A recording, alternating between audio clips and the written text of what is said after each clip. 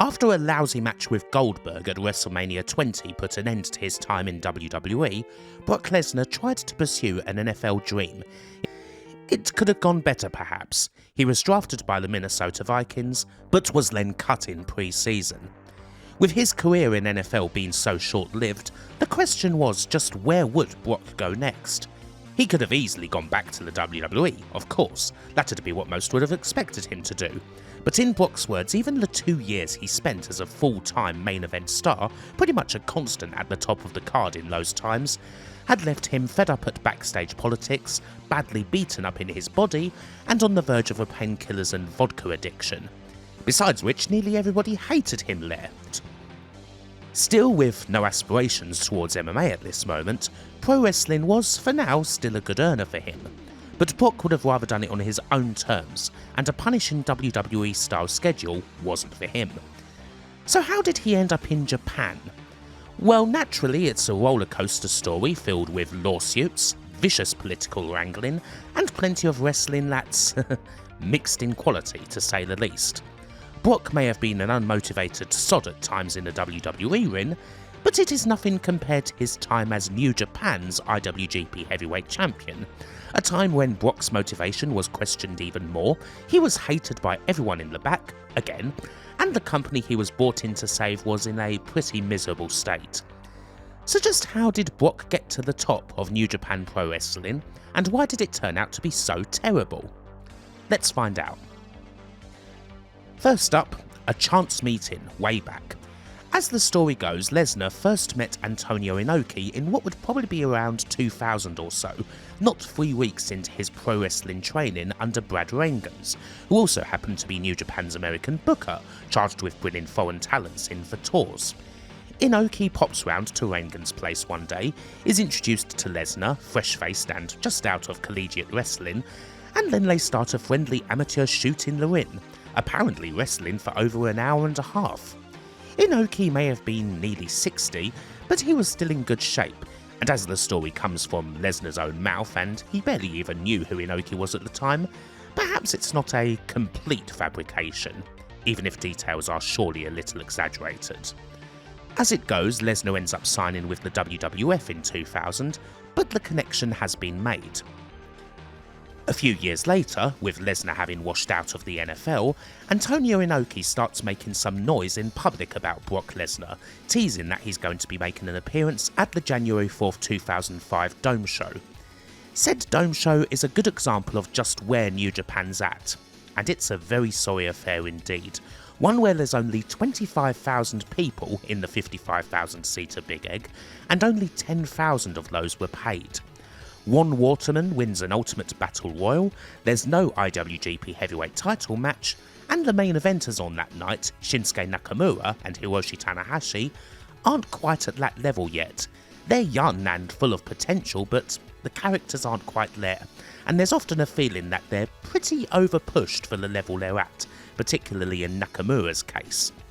No matter what your feelings are on Inokiism, it's clear that we're in the last stages of it, and quite a ways removed from the high commercial points of the style that had pretty much driven New Japan since the turn of the millennium, and things look even grimmer when you consider that ProRes isn't far away from a big downturn in general, especially when compared to the audience that's watching MMA.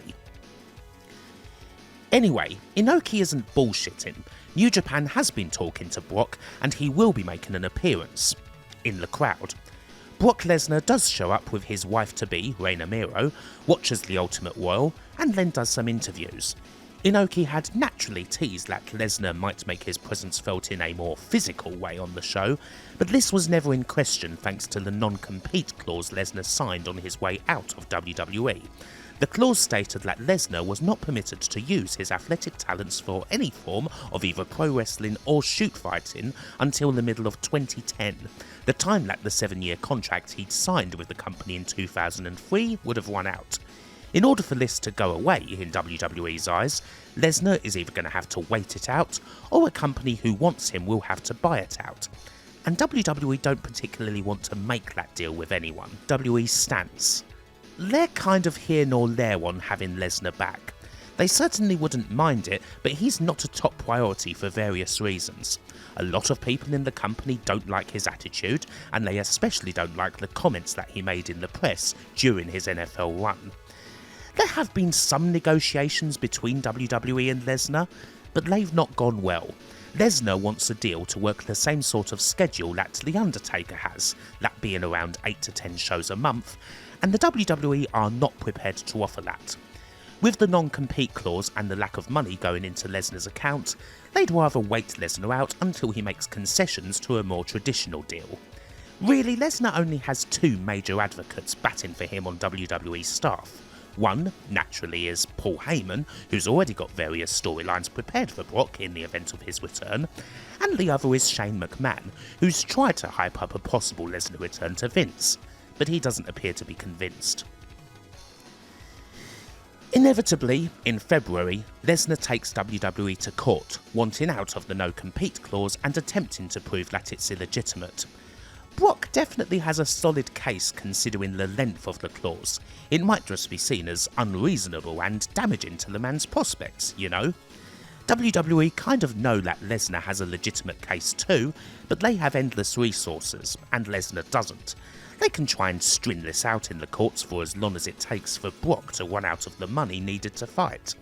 Still, if Brock can weather that, he can make the case that this no-compete clause is unprecedented, which it was, and that it would take his prime years as an athlete entirely away from him.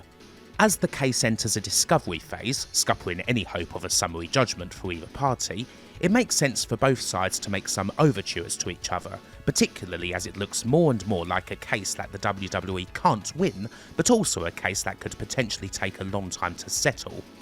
Brock makes some conciliatory statements in July about wanting to potentially return to the WWE, and then the IWC is broken when WWE publishes a picture of Brock arriving at Titan Towers on their website. However, once again, they fail to get on the same page. It's just not happening. If Lesnar had come back, it's pretty well known that he'd have immediately entered a main event program with Batista. But money and dates again proved to be the sticking point. Oh, and Lesnar was also in much more serious negotiations with New Japan. Of course, most every major promotion was interested, including MMA ones. Pride and K1 wanted Lesnar and would have immediately put him in main events. The money would have been fantastic, although success might be short-lived depending on just who Brock ended up fighting with. Would they give him easy freak show type fights, or throw him to the lions and expend his name on making a legit fighter's reputation? Lesnar was well aware of that risk.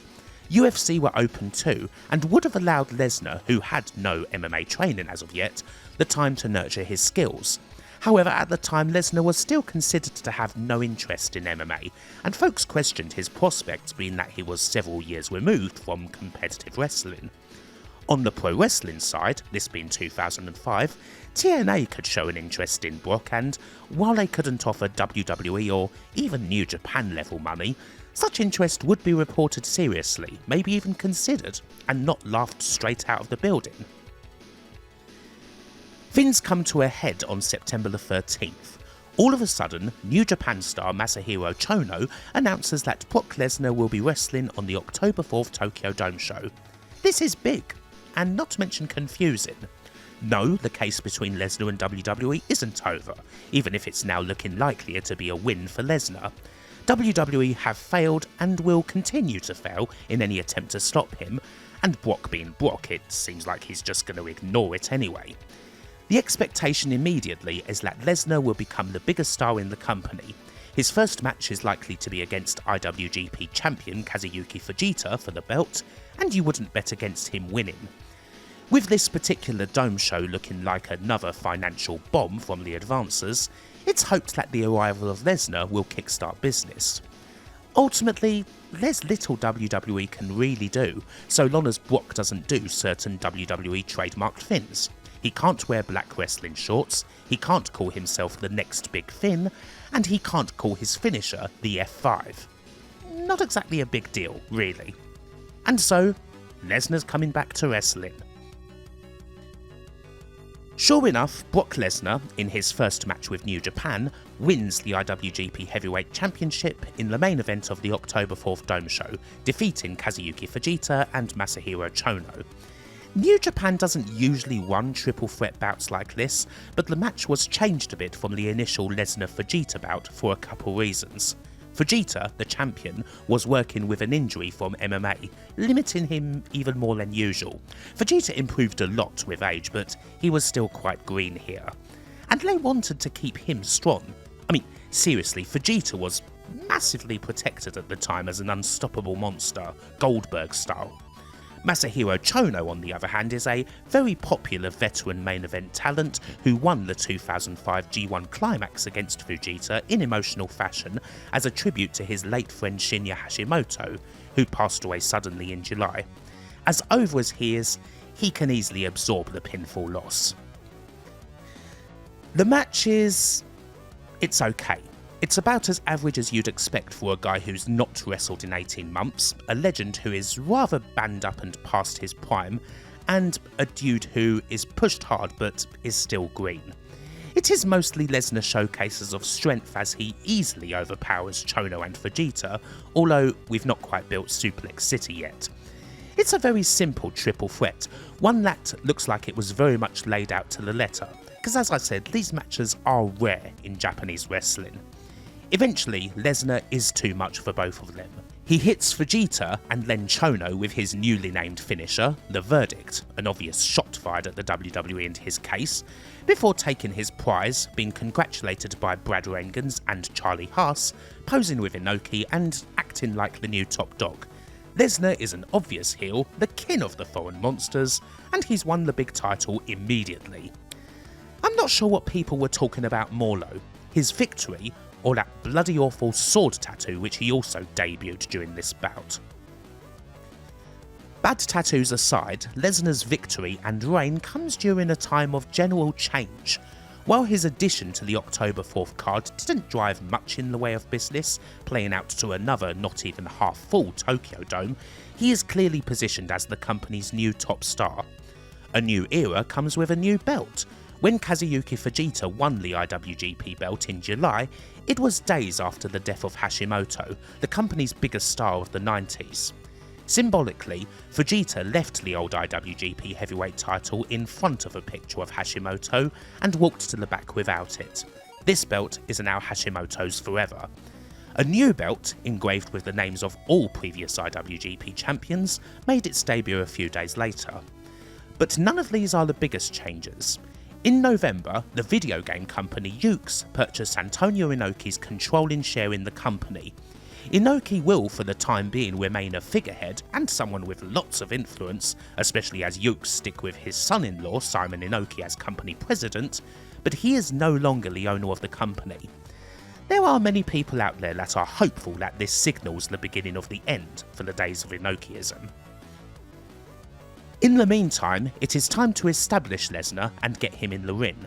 In December, he has two non-title main event matches during the year-end Battle Final Tour as a prelude to his first actual title defence, which will be on the January 4th, 2006 Dome show against Shinsuke Nakamura. Up first on the 10th of December is Manabu Nakanishi.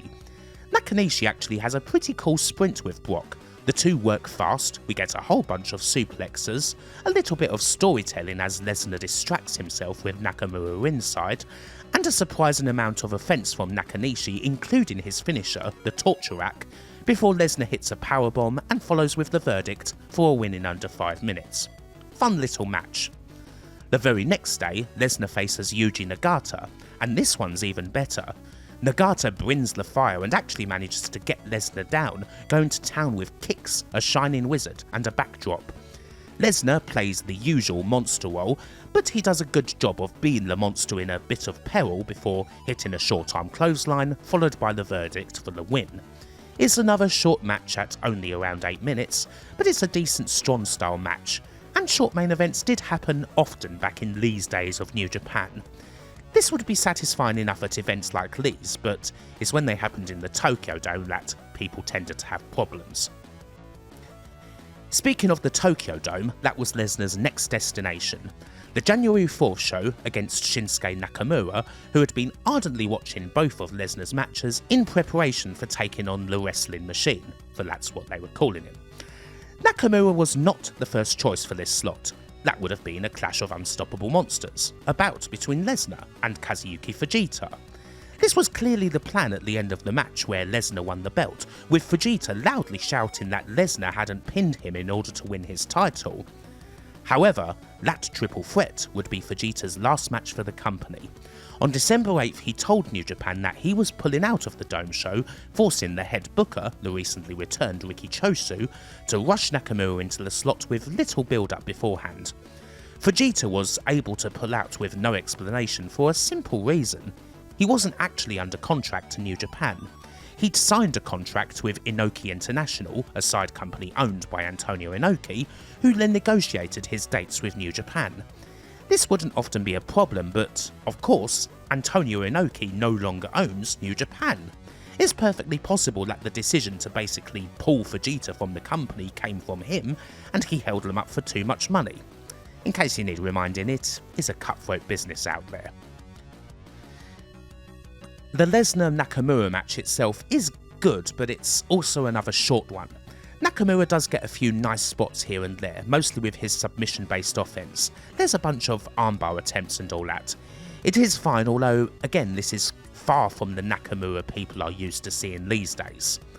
Lesnar again does a good job of selling Nakamura's desperation offense. He's obviously getting much more offense, but he can sell being in peril. You just wish the matches were a bit longer than they were. But of course, due to the nature of his booking as a no-nonsense beast, they tend not to be. And sure enough, after about 8 minutes, Lesnar once again prevails with the verdict. Given a lot more time, maybe this match could have been really good.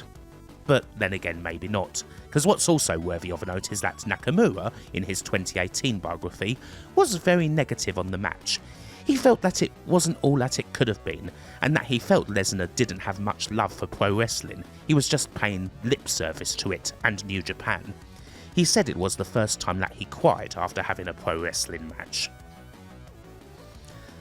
Once again, even with Lesnar established on top, the January 4th Dome show was another lousy performer, at least in terms of tickets. Around 30,000 in attendance, but again, only 10,000 or so paid.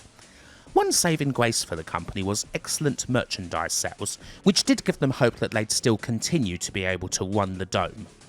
Lesnar was looking good physically, even if he'd hardly kicked into top gear in his performances, but he was not as yet attracting immediate bums to seats. This despite various injunctions from WWE protesting that whenever Lesnar set foot in the New Japan ring, it caused irreparable damage to the WWE's business. Any wranglings in the courtroom seemed to be irrelevant to the path that Lesnar and New Japan takes, and following a tag match where he teamed with Shinsuke Nakamura to fight Riki Chosu and his next opponent, he moves on to that next defence on March 19th at Sumo Hall against Akebono. This is another match that wasn't exactly planned way in advance, but the heat that Lesnar drew in his interactions with Akebono in the tag match made New Japan think that this could be a big money bout. So this one should be different.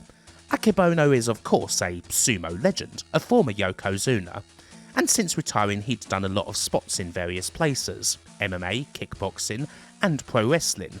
He even appeared at WrestleMania in 2005 for that sumo match against The Big Show, if you care to remember that one. He is a big celebrity and all that, although he has no training really in anything but sumo. But this is his home turf. Akebono's best sporting moments came right here, in Sumo Hall. Look, the match with Lesnar is...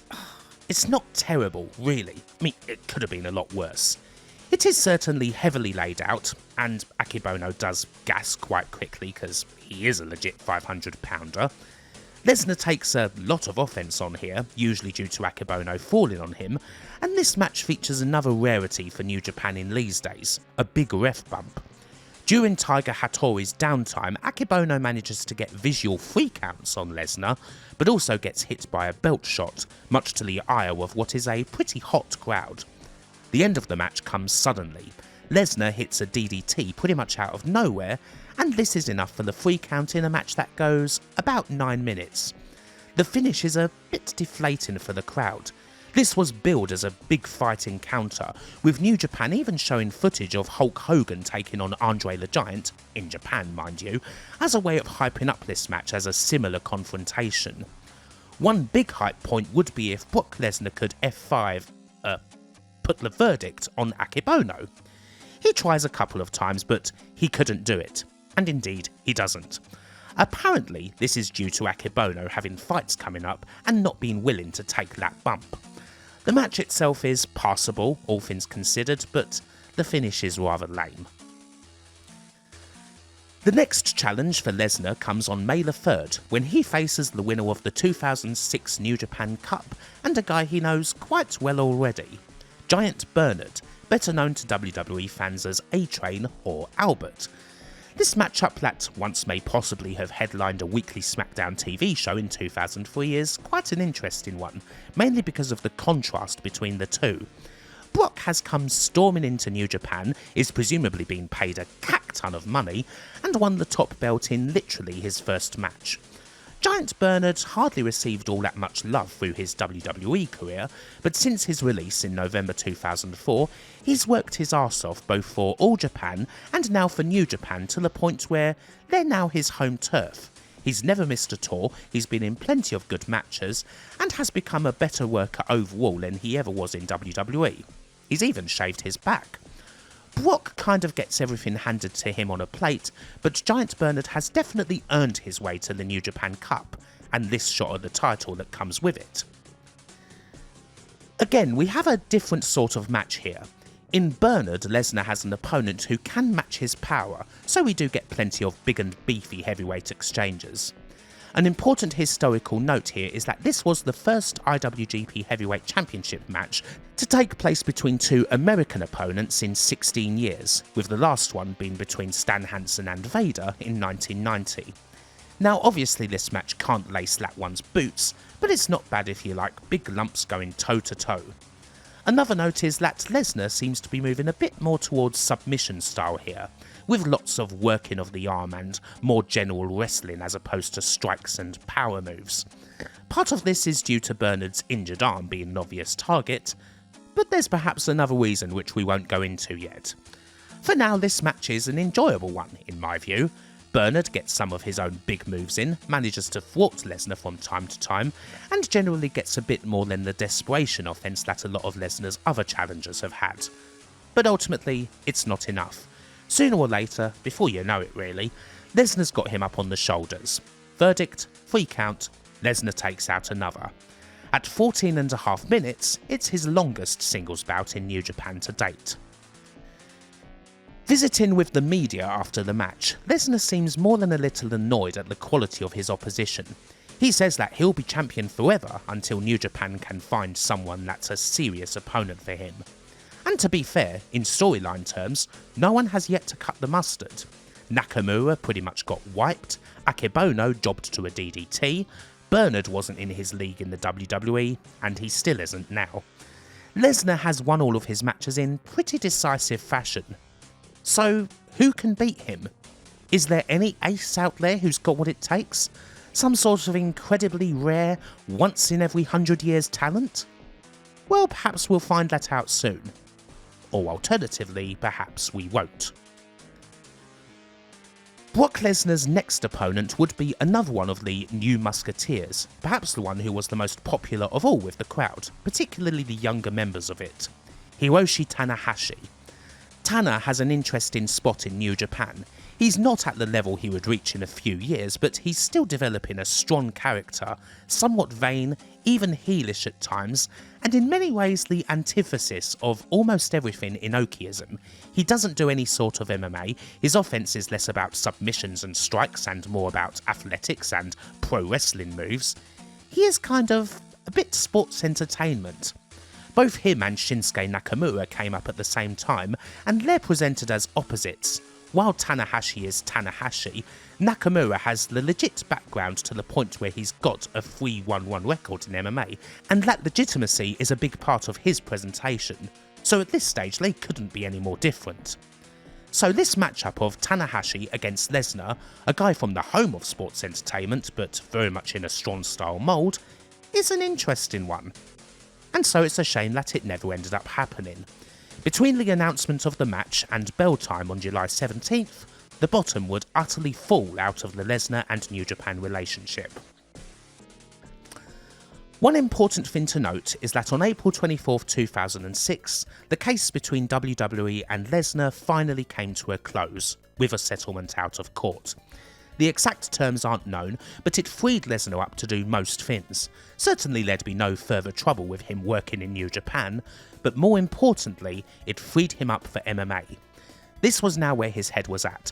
He felt that he could be pretty successful in shoot fighting, and he'd been talking to K1 about working for them and their new MMA spin-off, K1 Heroes.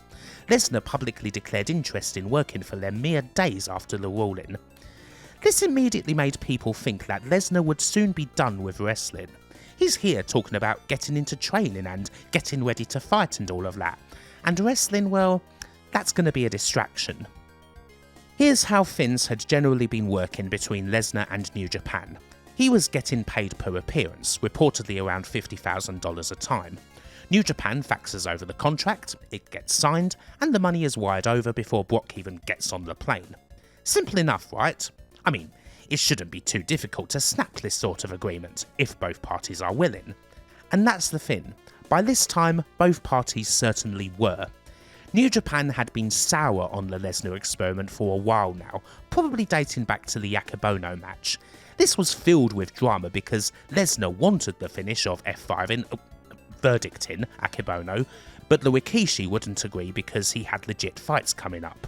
This pissed Brock off and he nearly walked out of New Japan then and there, having to be virtually talked back into the building. Lesnar's reputation with the boys in the back was not good after this. The feeling was that Akibono always busted his ass despite his rather limited skill set and celebrity, whereas Lesnar was simply coming in once a month, making lots of money, and then phoning it in. He did nothing to ingratiate himself with anyone. He didn't even travel with the locker room, insisting on his own car and driver. Not that any of this should be surprising. Hell, he bought his own private plane when he was in WWE. Brock Lesnar doesn't like other people. The locker room really wanted Lesnar to drop the belt to Bernard on May the 3rd and lobbied for it, but Simon Inoki nixed it. They didn't think Bernard was popular enough and wanted to wait until Lesnar faced Tanahashi on July 17th. If that match had happened, Tanahashi would have beaten Brock for the belt. Now this proved to be an awful decision.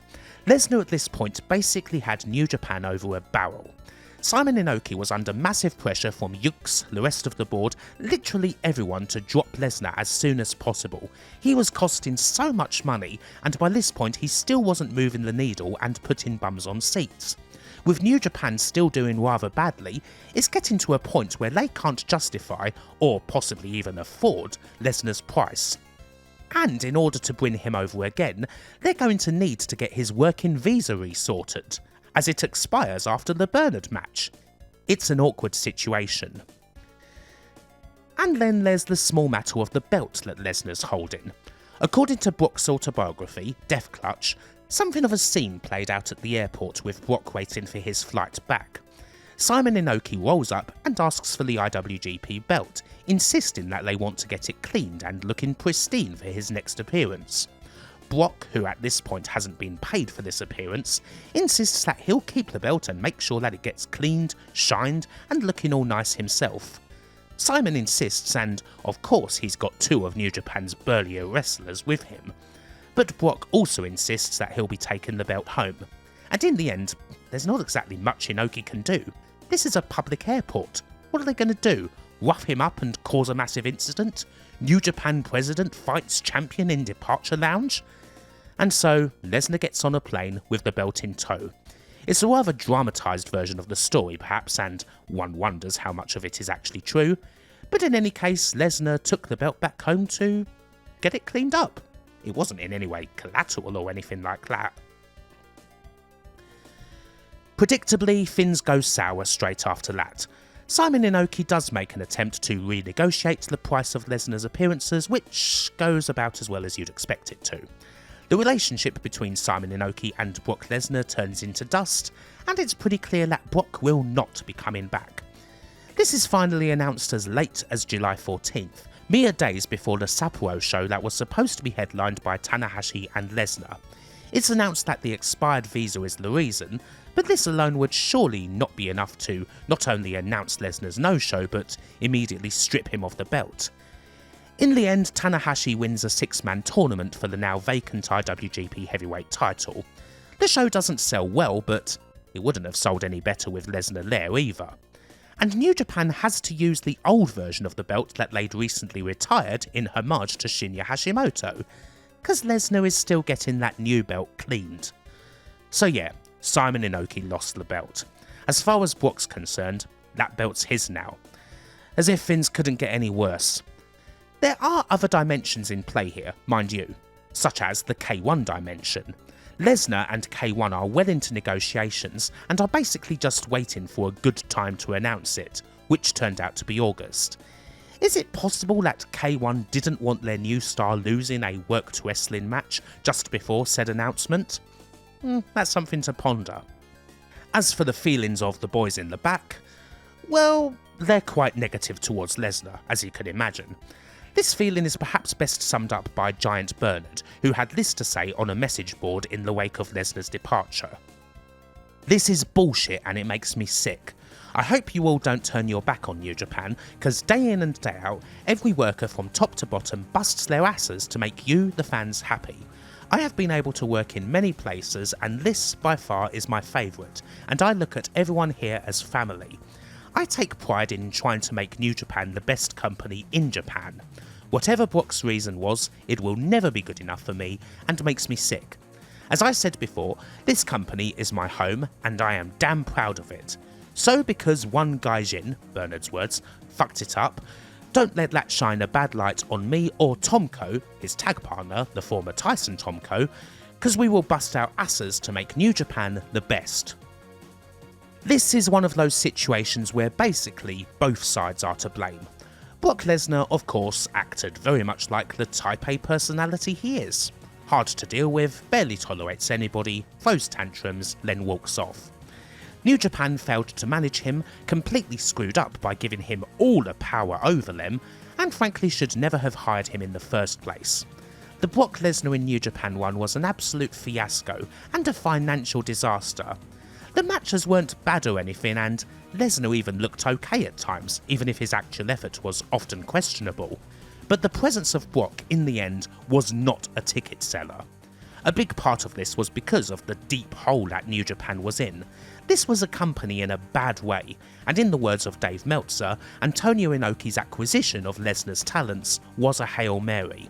And at the end of it all, they had even less money to show for it, and they'd lost a brand new heavyweight championship belt. Not good. But still, the story isn't fully over yet. The Brock Lesnar part of this story is almost done, but we can't really end this without looking at what happened to that IWGP Championship. It is an important part of New Japan's recovery from this whole mess. So, let's switch things up a bit. With business concluded between himself and New Japan, Lesnar sets about training for MMA and whoever his first opponent will be. Original word was that Bob Sapp was set to be Lesnar's opponent, but this fell by the wayside kinda quick.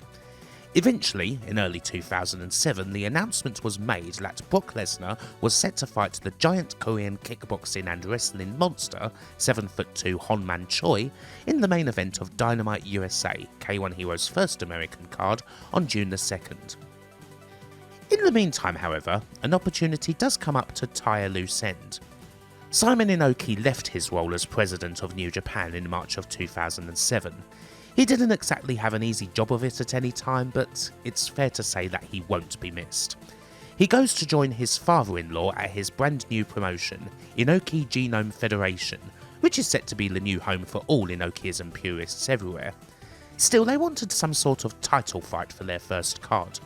And even if things ended up being sour between Simon and Brock in New Japan, Brock's always listening when there's money to be made.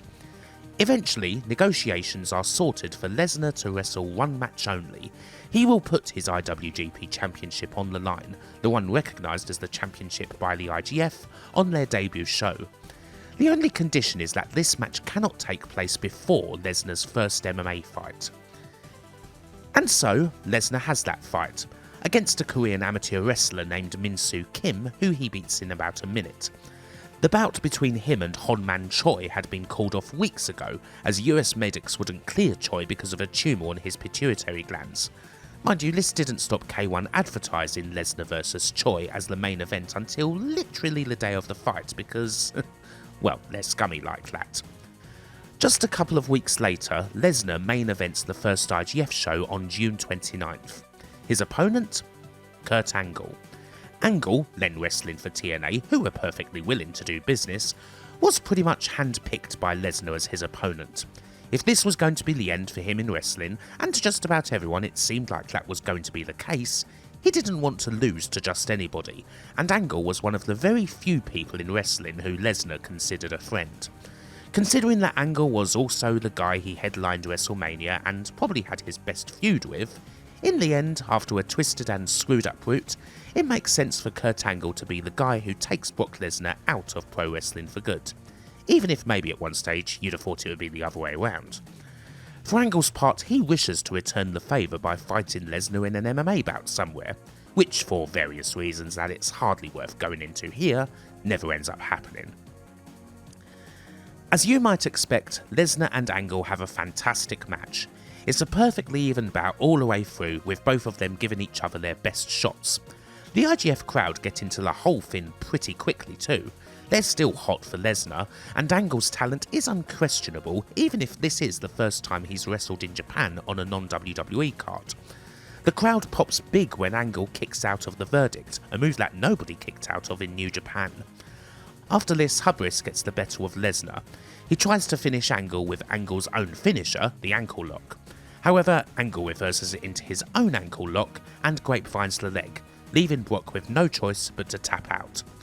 Angle wins the IGF version of the IWGP Championship, and Brock leaves pro wrestling.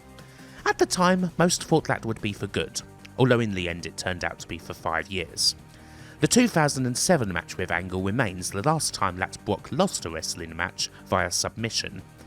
This is kind of a hidden gem of a match, a really good one between a solid pairing that, at the time, was overshadowed by other events. It occurred days after the Benoit murders.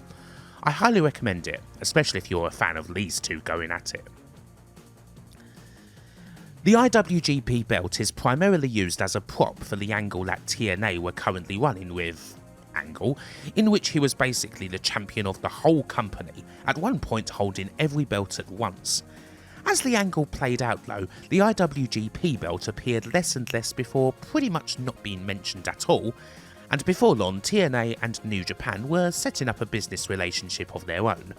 This ultimately led to Global Impact and TNA becoming a big part of the next couple of January 4th Dome shows, but it also gave New Japan the opportunity to get their championship belt back.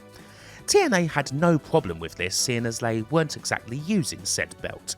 Angle had only defended it once against Samoa Joe in the winner-take-all bout. And so, on the January 4th 2008 Dome show, Kurt Angle faced Yuji Nagata in a pretty textbook definition of a dream match for what was now being called the IWGP third belt. And, in a pretty damn good match all told, Angle defended the title. Blue Justice, alas, just couldn't get it done. Someone a bit younger was needed to do the job. On the same night, Shinsuke Nakamura defeated Hiroshi Tanahashi for the IWGP Heavyweight Championship, still the previously retired version of the belt. Not long after his loss to Lesnar, Nakamura took what most promising youngsters should do, a foreign excursion, something that he didn't have the chance to do previously because he was pushed to the moon so early on. He came back a much more complete wrestler, with more than just solid technical skills to him. The big character is now starting to come through. And after Angle's victory against Nagata, Nakamura came straight in to challenge Angle, champion versus champion in a unification bout. The two faced off at the Sumo Hall on February 17th. It's another damn good bout indeed, with Angle playing much more of a heel this time. A lot of it is based on submissions, as you might expect with these two. So many times it seems like Nak is on the brink of giving up. The Olympic Slam or the landslide respectively aren't enough for either to go down. But finally Nakamura secures a flying armbar. Angle struggles valiantly, but eventually Nakamura is able to extend the arm and Angle has no choice but to tap. Nakamura has done it.